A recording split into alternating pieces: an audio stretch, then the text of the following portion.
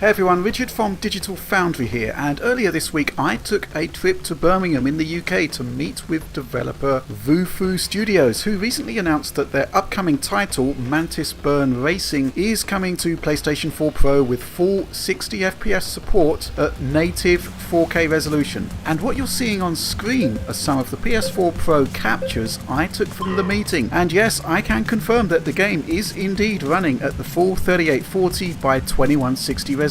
And yes, by and large it does hit its 60 frames per second target, but I'll go into a bit more depth on that later on in the video. First up, as you can see, it's a pretty distinctive game. Now, it's a self-published indie title as opposed to a monster AAA blockbuster, so it has to kind of carve out its own niche. As I see it, Mantis Burn is like a kind of modern take on the old top-down racing games for older consoles, titles like Micro Machines or RC Pro Am. But obviously, it benefits from good-looking 3D visuals that allow for some truly dramatic camera work. In terms of the graphics, I really like the outdoor, more rocky environments like this one.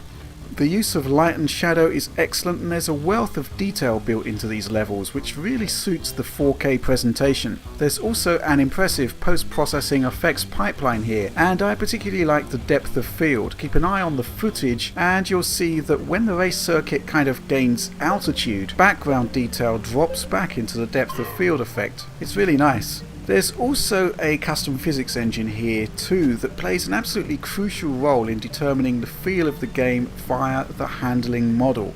And that's where things get interesting, because it's the driftability, if you like, of the cars combined with the neat camera work that really makes this one fun to play. And yeah, just like the old top-down racers, there's a strong emphasis on multiplayer too. So there's 8-player online racing plus 2-player and indeed 4-player split screen. Now, PS4 Pro's 4K renderings actually means that this latter mode gives each player 1920 by 1080's worth of Full HD resolution. Exactly the same pixel count for the single player mode on the base PlayStation 4. But we'll return to that in a bit. First of all, the question is this: does Mantis Burn Racing really, truly operate at a native 4K? After all, that is 4 times the resolution of the base PlayStation 4 title. Okay, so let's pause the footage for a moment and zoom in, and let's overlay a pixel grid. The cityscape levels give us hard geometric edges we can use for pixel counting, and you'll note that the edges sit perfectly within the pixel grid. It is indeed the full fat 3840 by 2160 resolution here, so that basically means that no checkerboard upscaling or anything like that is required. Okay, so right, as I mentioned, the PlayStation 4 version runs at native 1080p, but that does include 2x multi-sampling anti-aliasing, which is absent on the 4K PS4 Pro version. But thankfully the sheer pixel density you get here, working in conjunction with the post-process pipeline, means that aliasing is virtually a non-issue here.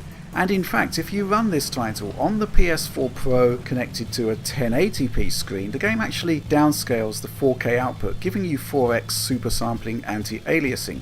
Right then, so I had 2 questions about this title going in, given the now confirmed Ultra HD resolution. First of all, are there any compromises at all to the visual feature set by using 4K? And secondly, just how well does performance hold up? Okay, so I only had access to the PS4 Pro version of the game during my visit to VooFoo, but in actual fact, the PC game has been on Steam Early Access for a while now. Indeed, this week it was updated with near final code, missing just the ending stages of the career mode. So this gives us publicly available code where we can compare visual features.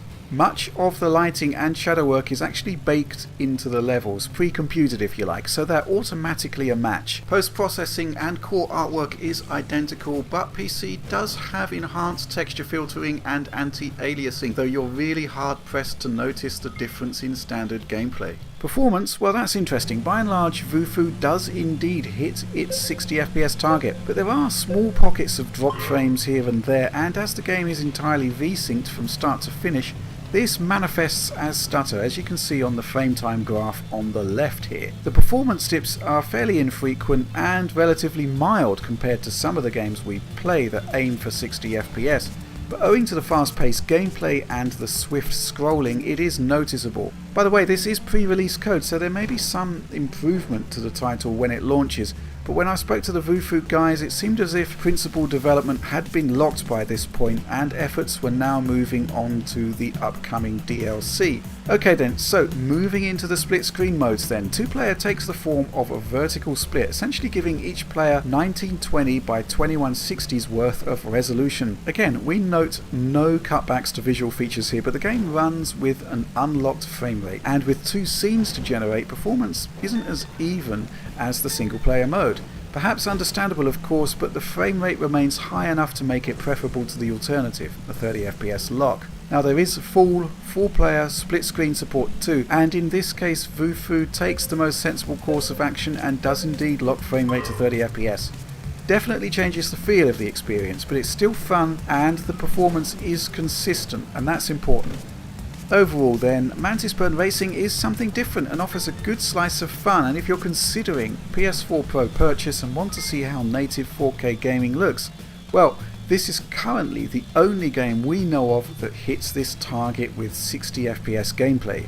It's built from the ground up as an arcade racer, but there's plenty of depth too, with an expansive career mode that offers a vast array of upgrade options for your vehicles. It's also based on a proprietary engine too, which helps to give the title a distinct, unique look. Right then, okay, so that's where we're at right now with Mantis Burn Racing. Don't go in expecting full AAA production values and ultra slick presentation. I mean, it is an indie title after all, with a price point to match, but there's a highly playable experience here and some neat visuals that really set it apart from the pack. And yeah, it's definitely an interesting tech demo for Sony's upcoming console.